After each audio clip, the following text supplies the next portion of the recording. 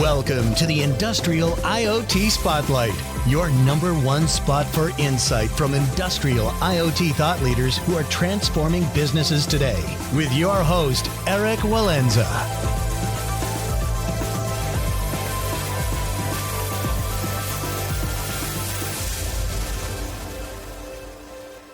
Welcome back to the Industrial IoT Spotlight podcast.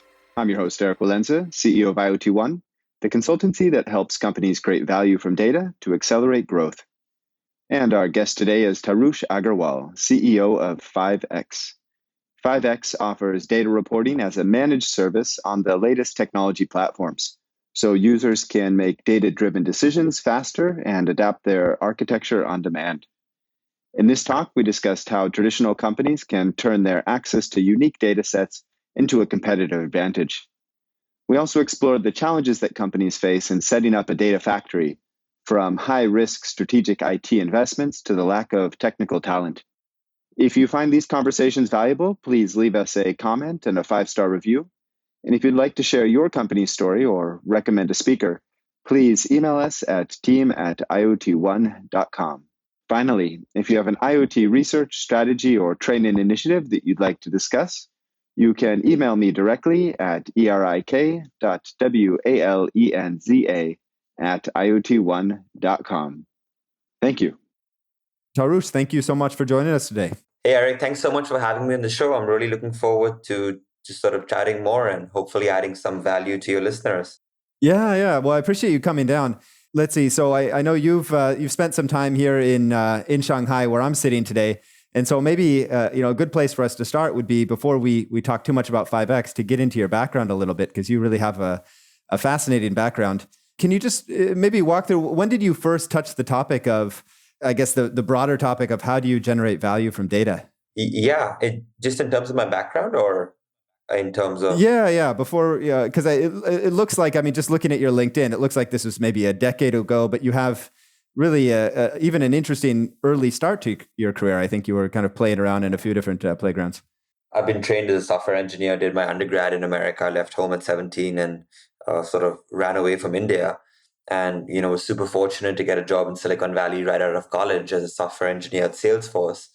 Back in 2010, 2011, we were just coming out of a recession. Data really wasn't a thing, right? No one in Silicon Valley at that point had a data team. And, I was fortunate to figure out very early on that software engineering wasn't quite the right fit for me.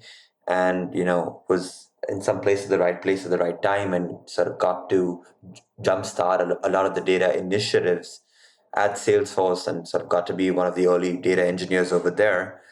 And yeah, since then, kind of have never really looked back. I've just been very niche focused on the data landscape, and have just got to grow my skills along with the industry as it's become a more mature, a more mainstream offering inside the entire development landscape.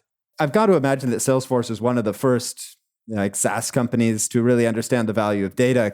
But when you arrived, what was your sense? Was your sense that they were more, let's refine the processes, or that they already had a very strong feeling for the value of the data that they were?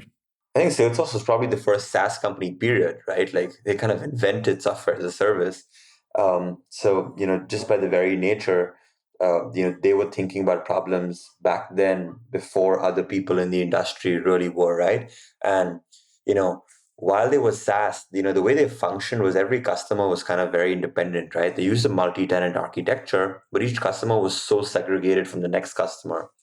And really, what came very organically was this need to, just to basically start to understand what are sort of customers doing in a very, very sort of anonymous way, so that we can start to do things like benchmarking. How many leads does, a real estate business at $1 million revenue on average have, that's super, valuable for other real estate companies to know whether are they tracking up or they're tracking down. And it really kind of came from these needs. The way it was done was kind of very ad hoc, manual, not kind of, automated. And a lot of, early data back in 2010, 2011, what the use cases we were focused on is, understanding engagement for different customers through log data, being able to extract metrics from that, and then putting it into a sort of distributed framework to then be able to generate benchmarks and engagement metrics. Okay, got you. And then you moved from there to a company called Wang. Is it Wang or Wing? How do you pronounce this? Wing, yeah. I guess the highlight was after a few years of sort of being extremely technical. I decided to sort of spend some time more at a high level. Move to New York, and sort of that really started. Sort of taking some of what we had learned at a very technical level at a company like Salesforce, which was probably ahead of the curve, and sort of start to apply it to a general mid market business, and really sort of focus on applying those skills to a much smaller company, right? Very often at a big company like Salesforce, you're very focused on a very, very small part of the business. And basically my New York chapter with Wing and most recently with WeWork was, an opportunity of applying some of those principles to like hyper growing sort of businesses. Yeah, and I've got to imagine that your experience at WeWork helped kind of formulate maybe the philosophy around the business that you're running today, because WeWork is very much let's say, an end user with a lot of interesting data use cases. I imagine there was a lot of room for creativity there. Yeah, what started to happen is saw this over and over again, right? And at companies like Salesforce and WeWork, we were fortunate enough to go build 100% data teams. What I kind of witnessed is that these use cases, how does a company use data for go to market, or understanding how customers are using the product, optimizing internal operations?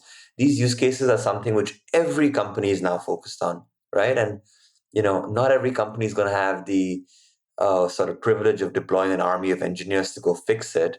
So really, what sort of where kind of 5x came from, this idea of how do we make it very, very easy for the next wave of businesses to be able to take part in the same variety of infrastructure and platform, and to be able to be able to leverage data in the same way as companies as Salesforce and WeWork were able to do it.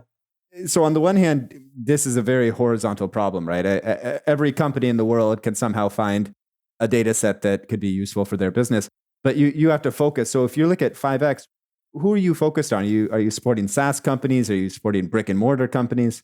As you kind of mentioned, right, it's an extremely horizontal problem, right? Every company in the world needs to figure out how to sort of capitalize on their data, right? Like if the high level use cases which kind of any founder is thinking about is what's my what's my go to market strategy? Where are my customers coming from? Now, if you're a B2B business, you're sort of looking at it from different channels. If you're a consumer business, you're looking at it in different channels.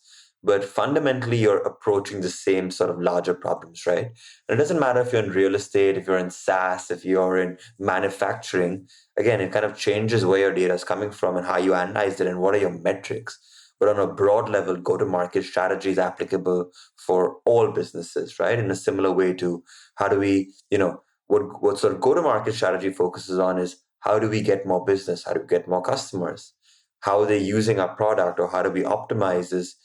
How do we keep engagement up? How do we keep these customers? How do we prevent them from churning? Optimizing internal operations, whether it's manufacturing or finance or sales, is all about how do we, decrease our bottom line burn, right? So at a broad level, how do we get more revenue? How do we decrease our burn? And how do we make sure we keep our revenue? Is something every business in the world focuses on. And then you can sort of start to get, as you get more granular, it changes per industry. It sort of changes depending on the size of the company. Yeah, got it. And you guys are just, I guess, today about 18 months old as a company, roughly, right? So, I guess you're probably not covering the full scope of the potential customers that you might have in the future. But who would you be focused on right now? What are the first problems that you think are the best fit? Yeah, we're actually even younger than that because we sort of pivoted we sort of pivoted maybe a year ago. So, in our current business model, we're even younger. We're super lucky that, today, our largest customers are large public companies. Australia's largest liquor company, we're in talks with one of the largest sort of burger manufacturers in the world. We have banks using us today, and our smallest companies are pre-product. They just see the value of data, and they know that when they do want to launch, they want to be extremely data driven. So, for the majority, we're all across the board, all across different industries, from SaaS, banking, manufacturing, real estate. Really, what we're really focusing on is, the mid-market sort of tier, where you have a business that's pretty well established, they've found success, and now they're really interested in doubling down on a data strategy. They're really, they know as they want to scale the business to a more enterprise business, data is going to be a very, very large component. And when you outgrow, hey, we hired a sort of couple of analysts and we're running some reports, into more like the WeWorks and Salesforces, where we want to have, thousands of employees or hundreds of employees across the company, using data in a self-service way, being able to be a step ahead, and really, building that sort of large scale engine in a way which is just a lot faster, predictable, cheaper than kind of anything that's out there. That's really where we're sort of extremely focused on. And can obviously get into it. I know we'll get into it later, kind of how we do it, but just in terms of audience, we're really focused on helping companies who've already proven that they have a business and found some success, sort of really take things to the next level. Without getting too much into technical detail, maybe we can cover a little bit, how you address this, because there's, of course, there's a lot of platforms on the market that are selling technical solutions. My sense is that's not exactly what you are. So how would you define your business? Yeah, absolutely. So if you zoom out and you look at kind of the space, right? Like there are two pieces to it. One of them is the platform, right? What's the infrastructure which we're going to use to, basically get value from data? And the second part is always people, right? Like who are the people who are the ones who are going to be operating this and, integrate it sort of into the business. Any strategy is always a combination of product or platform plus people. So let's like talk about the sort of data space, or what you call the modern data stack today. If you look at that space, it's become super competitive, right? There was a company called Snowflake which IPO'd last year, which is the biggest IPO in tech history. You know, Snowflake is a storage layer inside the data space. It's where it's your data warehouse layer where you store your information. If you look at the space in general, it's extremely fragmented, right? You have multiple layers in the data space. You have data collection, you have data ingestion, storage, modeling, reporting, A/B testing, machine learning, decision making. Sort of some of the new layers now are data catalog and metadata, or sort of reverse ETL. So you have all of these different layers. You probably have $1 billion company for each of these layers today. So it's extremely kind of fragmented, right? Like Amazon and Google Cloud are, they might have a few products, but the sort of trend is today people want to use the best in class product for a particular category. Like just think about it in the consumer world. We want to use Zoom for video, and we want to use Slack for messaging, and we want to use sort of Google Apps only for email. You know, all of the sort of offerings can do all, right? Sort of Google's got a product for messaging, and Microsoft has got a product.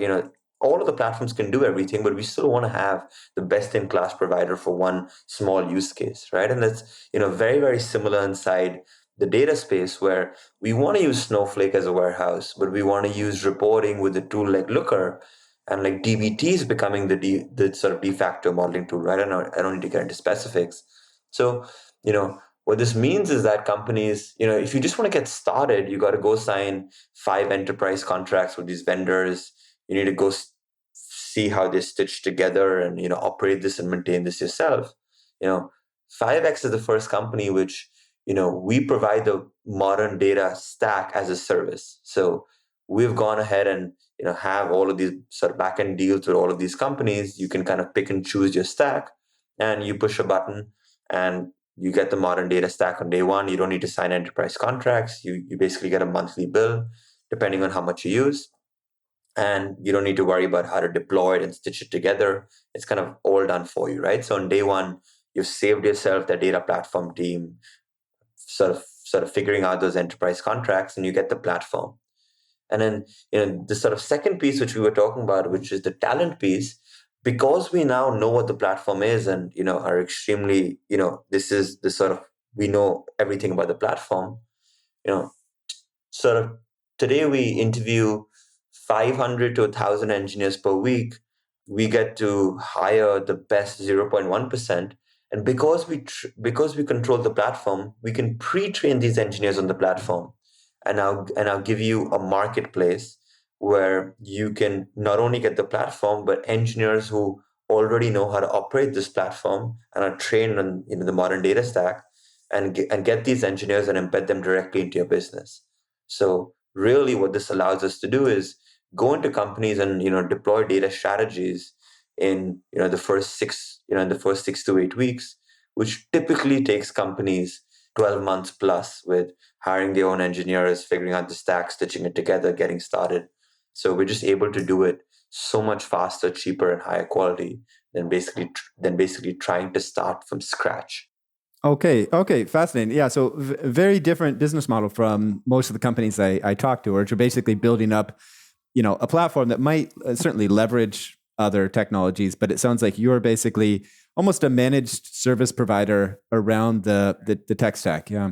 I mean, in some ways, think of us like as an Amazon Web Services, except the difference is we just go to the best vendors and add them onto the platform and figure out how they kind of get stitched together, right? Like a lot of companies have attempted to kind of build all of this in-house. And what we're seeing is as a general trend is people don't want to be sort of tied into one platform. They want to use the best in class tools across different things. So, and whereas on the other side, a typical consulting company, very different from us as well, because it doesn't matter, even if you have a consulting company which are experts on data, they still start from scratch for every customer, right? They like set up everything from scratch. Whereas on 5x, enter your credit card and you have a platform, in the first half an hour, you'll have the entire platform kind of set up for you, right? So we've sort of taken the entire stack and automated it such that, this is the core stack now, which is it's pretty widely accepted in the industry, and it allows a lot of companies to bypass that long setup onboarding sort of time period. Okay, and every company that you're working with, especially the more mature ones, are going to have a lot of legacy, right? So they're coming in with a legacy set of infrastructure and platforms and SaaS and so forth. And then you have it sounds like kind of also a flexible set of best in class options. And so what does the engagement look like? Is it basically a consultation around where are you today? Where do you want to go? And then you help them to define the stacker? We're working with a public company in Australia. It's Australia's largest sort of liquor company. And if you think about legacy infrastructure, right, like looking at a very legacy industry like, alcohol, sort of retail in a place like Australia, not to say Australia is backwards in any way, but if you just look at, the old school industries in, places outside sort of Silicon Valley, they sort of tend to be a few years behind the curve, right? So being able to take a business like that, which has got 50 different data sources, all of which are extremely sort of legacy, and be able to, automatically ingest all of that into a modern sort of warehouse like Snowflake, huge um, sort of case study for us that if you can do it for a business like that, sort of chances are we can do it for any business. And you know, by, again, a combination of the platform, like some of the vendors we use around ingestion are just the best in class vendors in the world. They integrate with hundreds of data sources out of the box. But then also the engineers who we embed into these businesses, are extremely good at being able to take non-standard data sources and work with the platform and figure out the best ways to sort of ingest this. So kind of to answer your sort of question, at this point it's less so about what are your use cases and how different your industry is. We just have the data now to show that it doesn't really matter what you're trying to do, or what your use case is. Being able to go there and take all of your different data sources from, your average startup today has got 10 to 12 different sources of data. So your mid-market to enterprise companies, at WeWork, we had about 150 to 200 sources of data, just given the fact that we were both physical and digital. So, probably on the higher end of the spectrum. but being able to take these different data sources and ingest it in an automatic manner into a central storage, or what you call the data warehouse. And that's really kind of, where the magic begins, because if you're able to do this in an automatic fashion and not manually have to deploy armies of people to ingest this data, and you're able to sort of do this in an automatic, fairly at least once a day kind of way, you now have all of your data sources in a central place. And that's when you can get really fast at being able to figure out what's actually happening in your business and how do you action some of your high level business deliverables. Gotcha. Okay. And so I suppose because of the nature of your business, you're selling to CIOs, is that right? Depends on the size of the company and the vertical, but in general, CMOs, CFOs, CIOs, or sort of CTOs and even CEOs at like sort of on the smaller scale of mid-market. Any executive who is unable to sort of leverage data to really hit their business goals is a potential customer of us, right? And one of the values of us is, if you go to a very technical business, if you go to Snowflake, for instance, and say, we have this problem, they can give you the platform, part of the platform to go solve it, but you're still going to require engineers who need to figure out how this is going to work. And one of the big problems is that very often businesses don't speak data engineering and data engineers don't speak business. And there's a big disconnect over there, which is why a lot of these implementations cost hundreds of thousands of millions of dollars and they take a year to go do, because you need to kind of figure out how to approach this problem from two people who don't speak the same language. What sort of 5x is solving is that, guess what? Data is not a technical thing. It's what every business needs to do, right? It's a very business focused problem. In some ways, we're building this sort of, we're building the translator, making it very simple for businesses to go focus on the business value. And through what we've done around platform and around standardizing so much of this sort of this sort of talent and how they work and how they how they're able to interface with businesses, we've kind of becoming that translation layer. And one of our goals is how do we commoditize this, right? And really make this mainstream. I'm not talking about the sort of 10% of tech companies who are like WeWorks and Salesforce, who are just going to naturally be able to deploy thousands of engineers. But how about the other 90% of businesses which might hack this together initially with a few analysts, but really will struggle with going to sort of will struggle with taking this mainstream without spending millions of dollars. Got it. So let's maybe take a little step back away from 5X and look at what your customers are doing before they work with you. So what do you find? Because I imagine that a lot of what you're doing is also changing. You're helping companies change processes and so forth. What do you see a lot of companies doing wrong when it comes to data management today? It's all across the board, but happy to kind of get into 2 or 3 different use cases, right? If you look at let's talk about this Australian large liquor company we mentioned. We went over there and they're selling across multiple different channels in sort of different sort of states in Australia. They have a direct to consumer business. Being able to just have visibility into what are they selling where at, and how the sort of performance of every single channel, right? So a use case around both finance and around marketing, just to get very automated. They were basically having manual folks on the finance team build these sort of dashboards, or at the end of every month, or depending if any use case came from a sales rep or from someone on the marketing team, extremely sort of manually done, prone to error, and extremely expensive in terms of people hours, right? Like one of the first things we were able to do in the first few weeks was automate this completely. So now anyone can go into the business and they can depending on which state they're in and sort of seniority level, they can see their own data for their own store or region or or sort of channel. Or as an executive, they can kind of see it at the macro level and really figure out what's the pulse of the business in a fully automatic manner, right? So automating some of the internal finance and the sort of go to market stuff was something which a business like this was really kind of able to start with. Flip over to the banking side, where well, sort of one of our customers is one of the fastest growing banks in America, one of the fastest growing neobanks in America. They're very focused on the sort of customer side, right? How are they businesses using their product? How to make sure their businesses super engaged? What are the features which are being used? What are the features which are being requested? Really understanding what are the different types of businesses which use their product. What are the different types of segments inside these businesses, and how do they keep their eye on making sure engagement is high? Because as long as engagement is high, churn is going to be low. But if you drop the ball on how are they actually using your product, you're in kind of big trouble, right? So, a lot of them were focusing on actually the product and how to make sure that they're innovating around the product and going to be extremely sort of competitive. So, another tier of what these customers are kind of doing with 5x. And then we have other customers which are more technical, which are like, hey, we have our own data scientists and we know how to do a lot of this stuff. We don't care about owning the platform in the long term.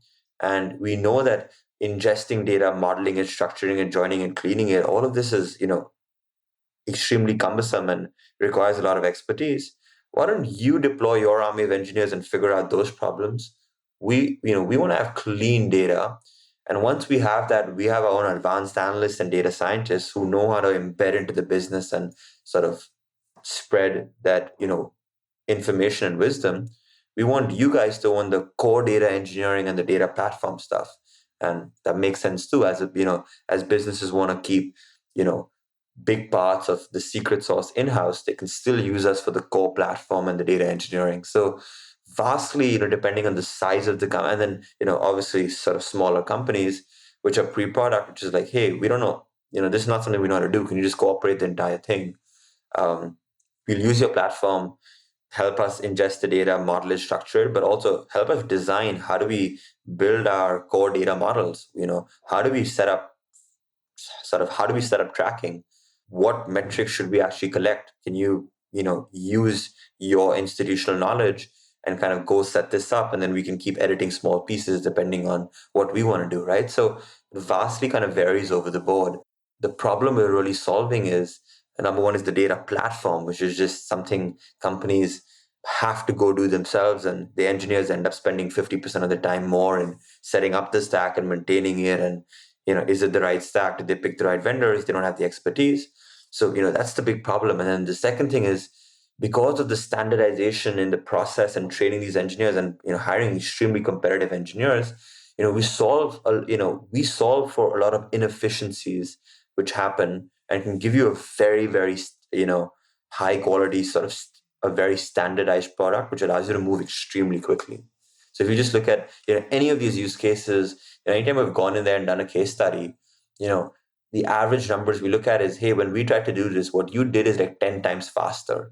Or what people are just blown away is like how quickly they're able to act on things because of so much of the standardization which goes into how we do it and the platform. Yeah. Yeah, no, that totally resonates with me, because a lot of the clients that we're working with, I mean, they're larger companies, and so they often have pretty good understanding of what they want to do with data, right? So they understand the business well, and they have people that, can kind of understand how to convert data into some kind of insight that supports the business if they have the data. But then the question, how do you actually get the data? How do you get it cleaned and so forth? And, I think often they also have competent technical teams, but those teams are just overstretched, right? And so you get into bottleneck, and it's like, okay, we'll get back to you in 3 months. And by the way, that team sits in France, and and your team in China is trying to do something, and they're trying to work at China speed, and it's just a complete dissonance in terms of actually executing on this strategy. Exactly, right. I think that brings up this whole thing of like centralized versus decentralized, and even if you have extremely competent centralized teams, just getting started, getting that time of the day, right? And what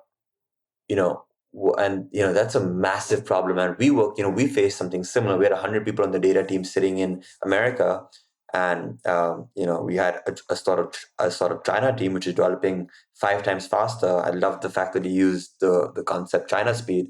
And I actually went to China and sort of set up our own teams in some ways which were much smaller, right? Like, we had 5 people on the entire China data team compared to 100 people globally, and just empowering them enough to be able to kind of execute at this speed, right? In some ways, what that meant was being able to set up our own tiny version of our platform inside the China space, giving the China teams enough flexibility on that platform, but still having ways for our global platform to talk to our China platform and sync on some of the core metrics which might have still been owned globally, right? So you basically get into these hyper localized instances of the platform which large companies have to do all the time, right? Whether it's at the department level, whereas there might be some core metrics across the company, but in general, as long as you adhere to those core metrics, your CMO, your CFO, your CPO can, have the additional set of metrics on top of that, and their own kind of version of the platform on top of that. Or in a case of like regionalization, where you basically need to report on some global numbers, but for instance, how do you do billing? America and China is vastly different. They need to tie back into some core metrics, into what is a revenue, what is a burn, what is a spend, what is all a few different things. But as long as you implement a system which sort of standardizes a few of these metrics and reports them back, it doesn't kind of matter in some ways how the sausage is made, whether it's sort of the regionalization or the department level use cases. It's a massive, massive problem for big companies. So I think the cases that you've given us so far are kind of enterprise related to finance, marketing, sales, which makes complete sense, because those are often systems where the data might not be clean, but like there's relatively standardized high volumes of data. What about the IoT data landscape? So if you look at things like AWS IoT or PTC ThingWorks, do you see any opportunity in the future to have a similar model where you can leverage these, or is this too messy once you get into these applications? No, I think IoT. Sort of at a point, WeWork was a massive IoT game, right? Every building, if you think about it, was producing data. Every chair has got a sensor in it, and you have like lighting and different things. So we looked at each building as like a IoT robot, sort of producing this data, right? And the IoT landscape plays really well into this, right? You have an IoT, you have your real time systems, and you might have existing protocols you're using, or if you're traditionally in the more open stack world, you might be using Kafka and stream processing, whatever it is. The idea is that your IoT frameworks are producing data, and at some point you have a key value store which is updating, right? Like based on aggregates, how many times a particular event happened, and that's updating what you call a key value store, right? And that key value store provides some sort of reporting. Hey, based on this IoT sensor, it went on and off 50 times in the last 2 hours, whatever it is. These update key value stores, which should be updated inside the data warehouse. And then, it plays well into all of the other data platform stuff. And how is this modeled on top of that? How is it reported? This sort of data warehouse today works in this concept of micro batches, right? Where you can have a batch update every sort of 10 minutes. It doesn't have to be, a once a day job. So, as you get into these use cases where as long as you're okay with a few minutes of latency, where in that few minutes could be 2 minutes to 5 minutes, if you kind of if that's kind of what you want, then you can really build a lot of that sort of complicated logic on the data platform itself. And even if you need to be extremely real time, then great, you can have your own IoT systems be extremely, extremely real time, and then a copy of that data will be replicated into the warehouse and based on any increment you want. And you can still take advantage of these multiple layers stitched together and reporting. We're kind of working out of the box, and having you know all of the bells and whistles you get on top of the core data platform, which are extremely, extremely difficult to do with sort of which are extremely difficult to do with Flink or other stream processing frameworks, and kind of sort of take advantage of both. What's really happened in the last 5 years since Snowflake and the warehouse came out is that the data warehouse architecture and the way of doing things sort of really won, right? It became mainstream. And batch processing with Spark, or sort of back in the day Hadoop, or even in some ways stream processing with Kafka and then Confluent and all of this stuff, kind of became more of the niche use cases, right? Only if you really have those needs will you kind of sort of get into those, right? So, what's happening now with even these companies which have these needs around IoT, and IoT is going to get more mainstream, but they're still going to, in many, many cases, still take advantage of the warehouse when it comes to the core data stack on how you do reporting and experimentation and dashboarding and sort of decision making and machine learning. We expect to see all of that still powered on top of the warehouse. Gotcha. So let's get a little bit into the business model here, just to make sure I understand this correctly. So if somebody is working with 5X, let's say they go to you and they say, we have a certain set of requirements. You then have, I guess you have contracts already signed with Snowflake or other companies. So they're paying you directly, right? Is that correct? And then, so it's like a one service fee that includes think about it in this to way, tools. And yeah, please. I'll sort of tell you where we are and where we'll be in a few months. But the first thing is like the platform, right? So imagine in a few months being able to go to 5x.com, entering your credit card, and the entire platform will be spun up for you. All those different vendors, you don't need to worry about any of that, and you'll just get a bill depending on how much you use. So if you use 5 credits of Snowflake, you get a bill for 5 credits of Snowflake. We actually don't charge anything for the platform. We just want everyone to use it. It's the same cost as if you went to Snowflake and Fivetran and DBT and stitched this all together. You would pay the same thing, right? So there'll be no reason why a business, especially a more early stage or mid-market business getting started from scratch, to kind of use the 5x platform on day one, because you just get it all stitched together and you don't need to worry about enterprise contracts, right? So that's kind of the platform. In many cases, we also get sort of discounts from these vendors. We could pass back some of that to our customers. So in some cases, it might be even cheaper for depending on a few different pieces over there to kind of use this sort of 5x platform, right? So, the self-service sort of version of this, it doesn't exist today. We're still, there's still more work to be done around making it fully self-service, but kind of that's the platform piece, right? And then on top of that, we have these engineers, which we embed into the business. At the moment, if you go to 5x, an engagement will just sort of join these two pieces where you'll have a monthly fee per engineer who is embedded into your business. And then on top of that, you'll get a bill depending on how much of the platform you use, right? So if you use X credits, you just get a bill for that. Again, there's no margin on that on our side. In fact, it's, in some cases, it sort of might even be cheaper. So at the moment, they both are kind of joined because we're not at a point where it's fully self-service. But in a few months from now, you'll be able to have, if you just want the platform and have your own engineers, you'll be able to do that. But we expect we expect a lot of the businesses to be able to add engineers from our side as well. Okay, so maybe this is not a great analogy, but it's just almost a little bit like a Red Hat. We call this category the SaaS marketplace, right? So we have a SaaS platform, which is, we want to make it more and more, we want to really spread this. And, there's a reason we don't charge any margin on this is, we want this to be a no-brainer, right? We're partnering with VC firms and incubators and, all of these other companies being like, when you're getting started, go use this platform because it's just the modern, it's nothing proprietary to 5x. This is, we've taken the best ways to stitch together the platform, and we've gone and done this sort of dirty work of negotiating all the enterprise contracts and kind of give it to you as, a service, right? So everyone should kind of go use this. You still, in some ways, once you have the core layers, right? Once you have Snowflake and DBT and Fivetran, pick your own reporting tool like Tableau, sort of Metabase, Looker, Sigma, Precept. All of them will be compatible with it. And then you need to add a separate reverse ETL layer. Great. You can just say plus.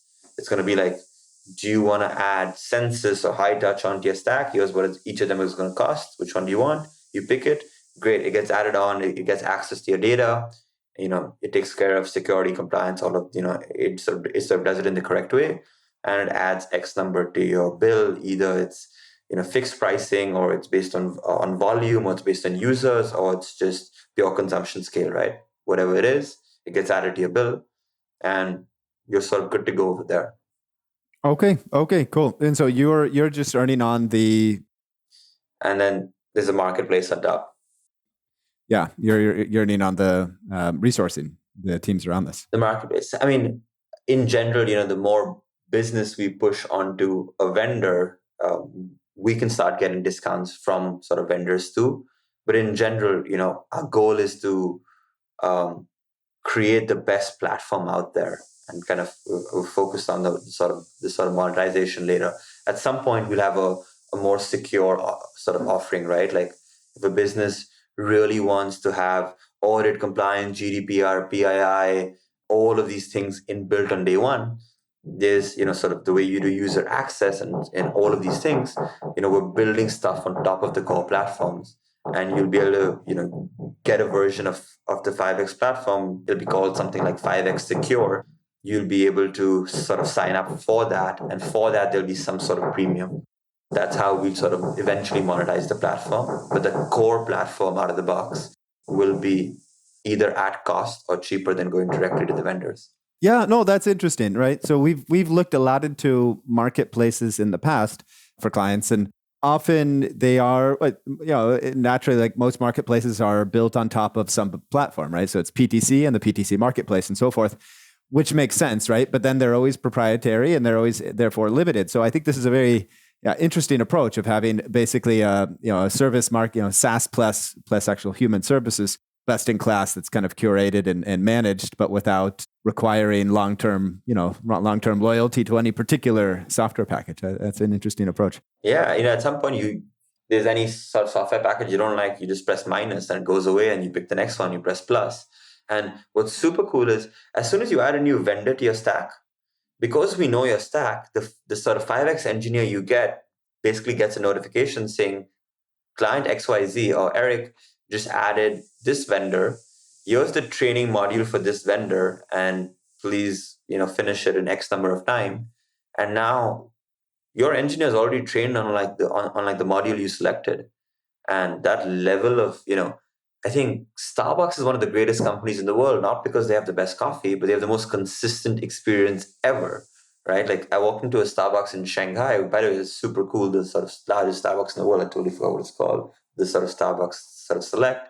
And I'm not even a coffee drinker, but I can. What I see is that this level of like standardization, which creates a delightful customer experience no matter where in the world you are, right? And the Starbucks platform, which is the app, plays really well with that, right? In some ways, very, very different example because we're extremely technical, but we're investing a lot into training these engineers. Sort of not only do we get to hire the top 0.1%, but the level of sort of training and sort of follow-up training they just get, we're hiring one person in the world. We're hiring data engineers. So from our customers' perspective, but also from the engineers' perspective, what we're going to be able to do in terms of training and doubling down on these engineers' careers.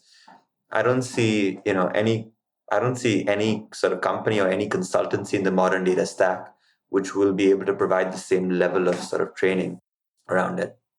Yeah. I mean, even just finding people, letting alone keeping them trained and managed well, right? I think that, I mean, by itself, right? You're paying a headhunter, minimum kind of 3 months, and 3 months salary to bring somebody on board if you can find the right person, and how long do they last? Yeah. Exactly. I know you guys. You said you just kind of pivoted into this direction about 12 months ago.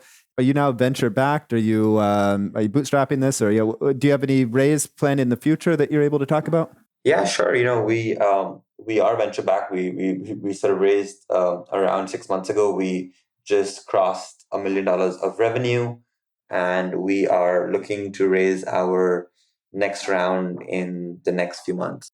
Cool. Anything we haven't touched on yet that's important for folks to understand about 5X? I think we covered all. I'm so close to it. Very often I sort of go off on a tangent, but if there's any sort of anything we missed and you would love to learn more, feel free to sort of reach out, and we love chatting and we're super friendly. I'm happy to share more of the sort of contact details with Eric on the podcast, but you can just reach out at like hello@5x.co. Yeah, cool. Great. Well, Tarush, really a pleasure to talk to you today, and would love to have a follow-up in, 2 years or so and see where you are. Sounds like this is going to be an interesting business to build. I would love that. Thank you. Thank you so much for having me on the show. I really enjoyed talking to it, and I hope we were able to add some value for your listeners. Thanks for tuning into another edition of the IoT Spotlight podcast. If you find these conversations valuable, please leave us a comment and a 5-star review. And if you'd like to share your company's story or recommend a speaker, please email us at team@iotone.com. Finally, if you have an IoT research, strategy, or training initiative that you would like to discuss, you can email me directly at erik.walenza@iotone.com. Thank you.